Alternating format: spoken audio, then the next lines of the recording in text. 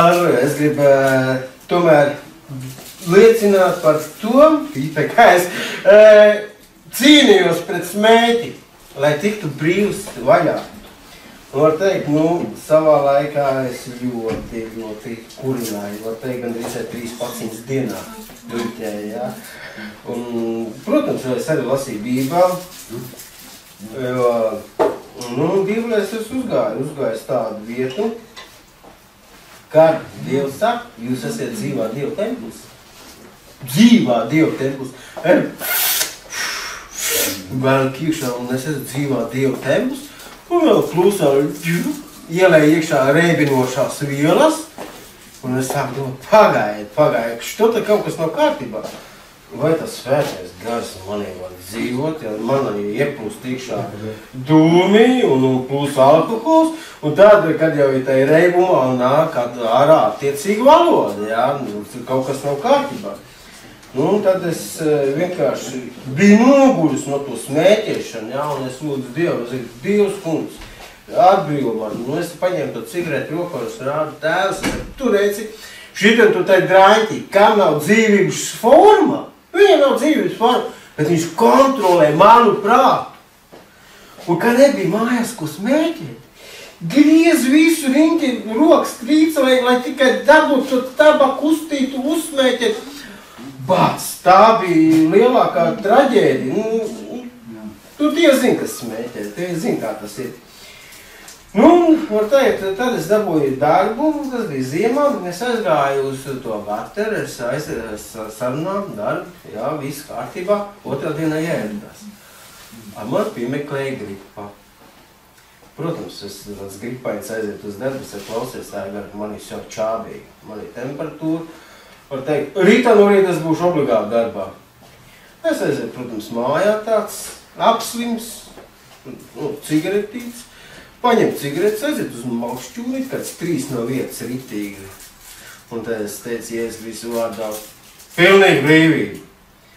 Un tad es iegāju iekšā pēc mājām, man radnieks, davai ies uzpīpēt. Es saku, līdz man svētu mieru. Tad man bija temperatūras kā 40 uz kāps. Sēž te pufājkās un skatos televizoru. Viņš vēl nav ienācis iekšā. Es savūšu to trako smaku. Es skrienu pa durīm ārā, protams, tas, kas iekšā, tas ārā. Un tās dienas es esmu brīvs. Jo, ja cilvēks grib, viņš var atbrīvoties. Daudziem saka, met nost. Es nevaru. Pasaka skaidru vārdu, kad negribi atbrīvoties. Un pasaka, ka tas grēks ir mīļš, jā. Un, protams, ja cilvēks pasaka patiesību, taisību, man ir pienāk diena, kad viņš saprot, un vairs neprasās, negrib pasmēķēt. Es vēl te gribu izlasīt no Bībeles, Jāņa vēstule 5. nodaļa, 18. pants. Mēs zinām, ka ik viens, kas no Dieva dzimis, negrēko, bet tas, kas no Dieva dzimis, pasargā sevi un ļaunais neaizskar viņu. Mēs zinām, ka esam no Dieva, un visa pasaule ir grimusi ļaunumā, bet mēs zinām, ka Dieva dēls ir nācis, un mums tādu prātu ir devis, lai atzīstam vienīgi patieso, un mēs jau esam patiesajā.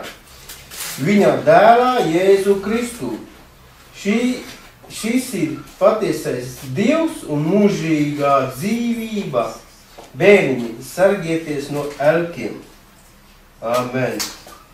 Jo mums elki ir visur riņķi, visur apkārt.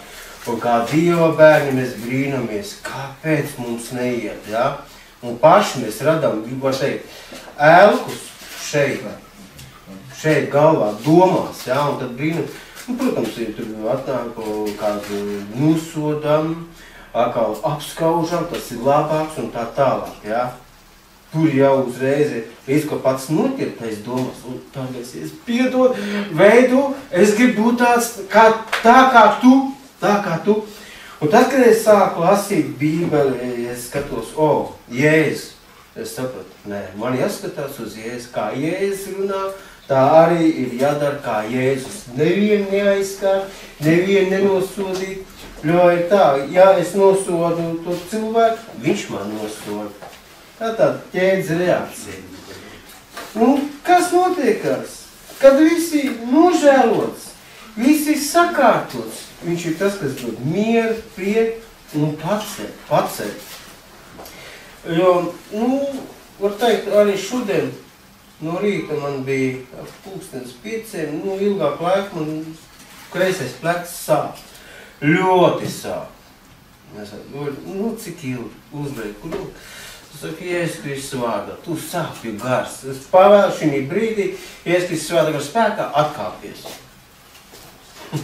Pēc 3 minūtēm. Nekas nav. No tagad nesāk. Ko es gribu teikt? Ja šodien ir kāds, kas grib pieņemt Jēzus pa savu glābēju, un cik tikt dziedināts no visādām kaitēm, laipni lūgt, var teikt, vai nu tagad, vai vēlāk, aizlūgs Dievu, un Jēzus Kristus ir tas, kas dziedē. Viņš ir tas, kas atbrīvo no visādām kaitēm, jo viņš ir brīnišķīgs, no vēžiem, no visādiem simptomiem. Viņš dara cilvēku brīvu, jo pirmais ir viena lieta, kas jādara, ir jānožēlo grēki. Ja cilvēks nevar nožēlot grēkus, tas ir priekšā, kā vai sakāt, caurspīdīgs siena, un Svētais Gars saka, es nevaru tev dziedināt, kamēr cilvēks nav nožēlojis grēks, nav piedevis, nav atvainojies un tā tālāk. Līdz ko tas notiekās? Momentāli dziedināšana, momentāli. Tas ir kā bumbas sprādziens. Iesaka, paldies, tas arī būtu viss, es ātrāk kā nobēru. Esiet svētīti, jā. Amen.